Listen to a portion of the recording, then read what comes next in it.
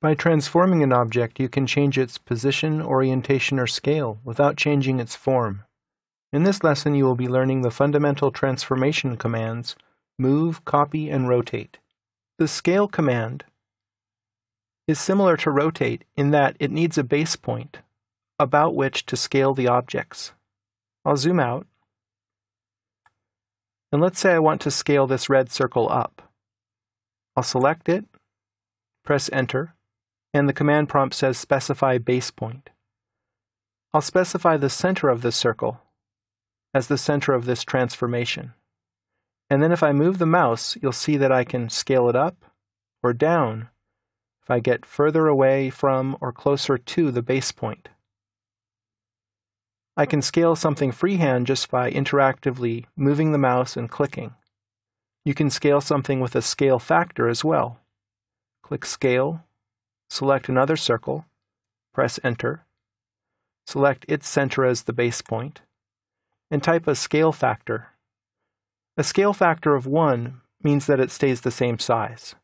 Scale factors larger than 1 increase the size of the object, like 2 would double the size of the circle, and scale factors between 1 and 0 will scale the object down.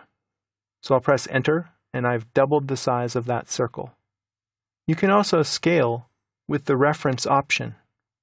So let's say we want to get this pentagon to match the size of the green edge. I'll use Scale, select the pentagon, press Enter, select this point as the base point, and then use the reference option. I could input a number if I knew exactly how much I wanted to scale the object up numerically, or I can do this graphically by specifying the reference length by clicking this point and this point, and then the new length will be determined by clicking this endpoint. The mirror command can be used to flip objects around a mirror line. I'll click Mirror, select some of these red circles, press Enter, and then specify the first point of the mirror line at the endpoint of this white line, and the second point of the mirror line down here. It says Erase source objects, yes or no? I'll say no. I need to pan over here to see what happened.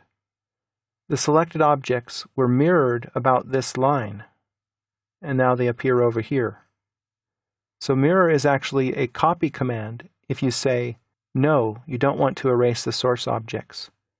And it's more like the move command if you say yes, because then it would delete the originals. Let's try that again. Mirror, select these yellow triangles, press Enter, and then select these 2 points to define the mirror line. This time I'll say yes, go ahead and erase the source objects. So those triangles were flipped over here. You don't need to have a line drawn in space to create a mirror.